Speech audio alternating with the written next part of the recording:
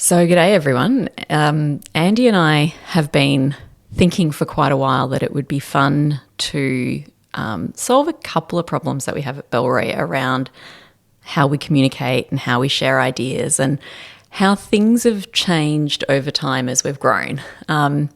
So we had a little idea that it might be fun to create a podcast pretty much for our internal team. That would allow us to kind of record our conversations sometimes or share ideas that we value or perhaps talk about something that was pretty relevant to what Bellroy was doing at the moment. The idea is that we're trying to kind of mimic what used to happen early days when we would all sit around the lunch table and be able to chat and think about what it was like to, share those ideas. But we can't really all sit around the lunch table anymore, sort of all 150 of us. And so perhaps if Andy and I record our conversations sometimes, then that's a way to share what we're thinking. One of the things that Andy and I often end up doing when we have conversations, particularly as an interview or when we're presenting an idea, is that one of us kicks off and says a bunch of stuff, and then they look at the other one and they say, "So what did I miss?" And I'm at this point thinking, have I gotten the intro right? And Andy, what did I miss?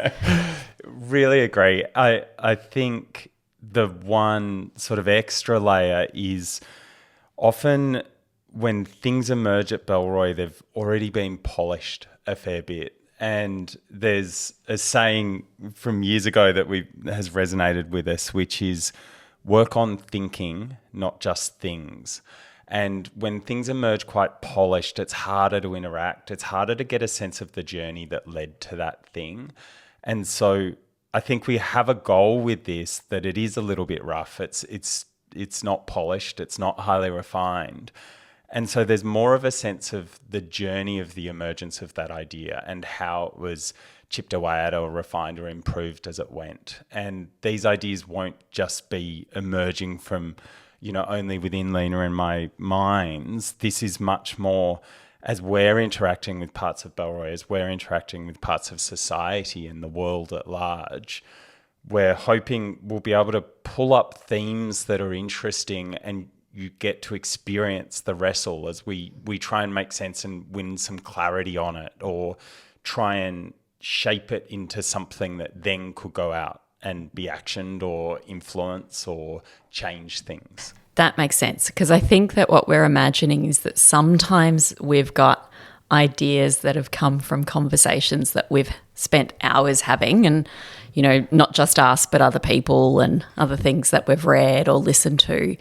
And that sometimes what we might be doing here is trying to work out new ideas. And so maybe we're coming with something that's half formed and then some new information has come in. And so we want to have a conversation about what do we think that new information means. And so sometimes what we'll be doing here is talking about a thing that feels really resonant to us.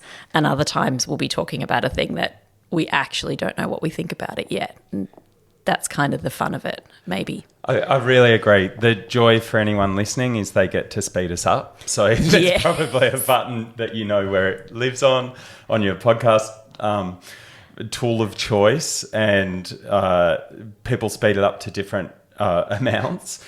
But also, if there's something where you can see gaps in our thinking, that's also a great spot to kind of reach out to one of us and say, hey, listening to that, there's this other framework that really helps me think through the space, or there's this other element that it feels like you guys didn't really touch on. What did you think? So it might also spur some other conversations as these get out there and are experienced. Hopefully they're spurring ideas. And I think that's why What Have I Missed felt like quite a fun way to title the podcast, because we were feeling like that would be you and I throwing to each other and saying, what have I missed?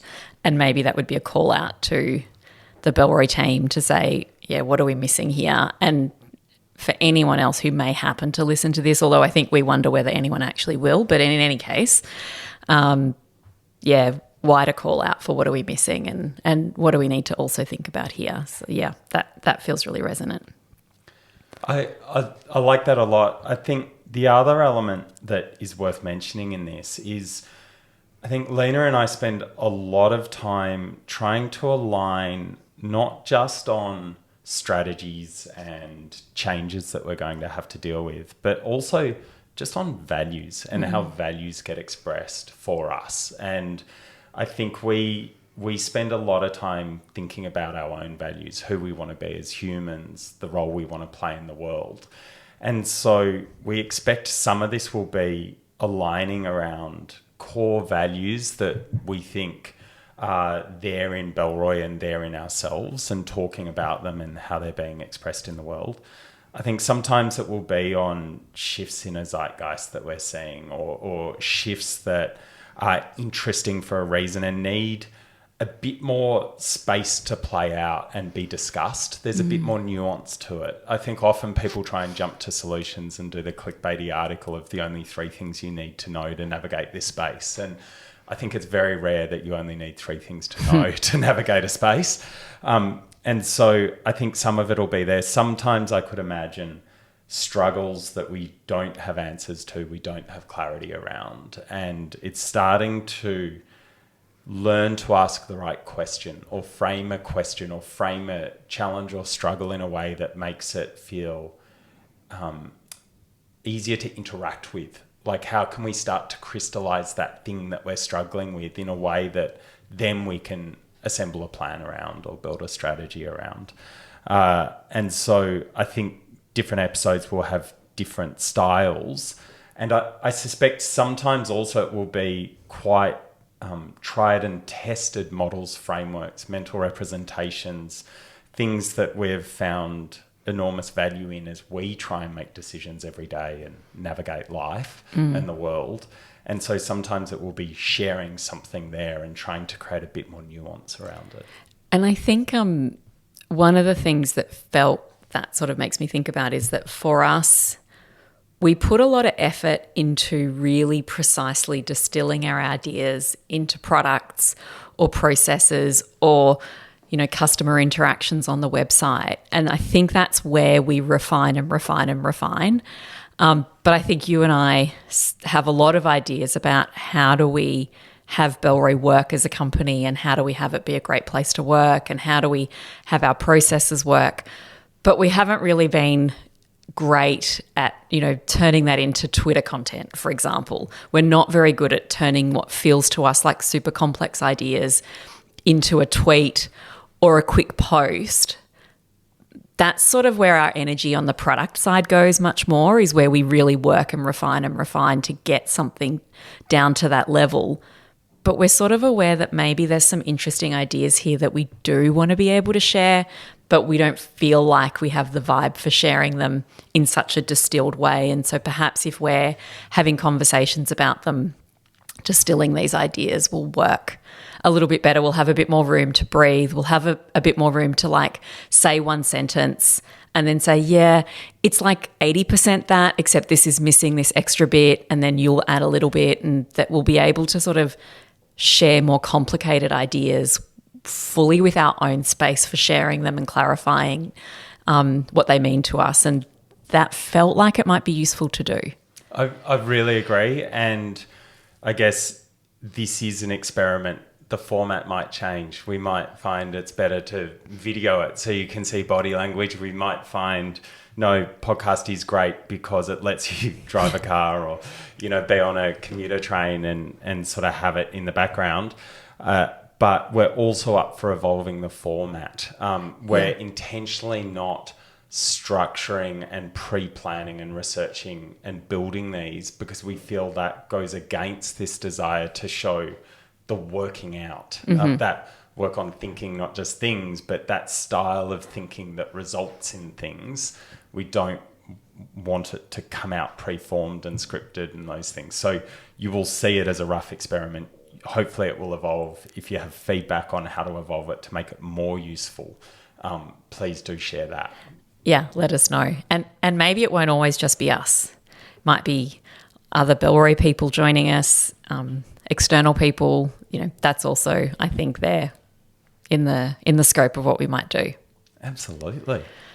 Cool. Do you think that explains it? I think so. It's not a highly researched strategy. It's not all those things. This is the start of an experiment. I think that gives a good flavour for what we're going to shoot for. Cool. And then we'll try some recordings. See how it goes. Awesome. Okay, so that intro gives you a bit of an idea of what we're trying to do with the podcast, but probably some of you are thinking like, who's Bellroy and what is this lunch table? Where is it? How does it work? And I don't know, Andy, should we talk a little bit about Bellroy and like what we do? I think we should, and I think we'll probably fall into the challenge that we never know which bit to point at first. Okay. I'll go with like the screamingly obvious thing that I think for many years people didn't really realise about us, which is that we're from Australia. I think you probably worked that out from our accents though, so you probably got that. So we're an Australian company, but we sell all around the world. Maybe you're probably in a good place to talk about what we actually sell though. Yeah, so we think of ourselves as helping you in the carry space.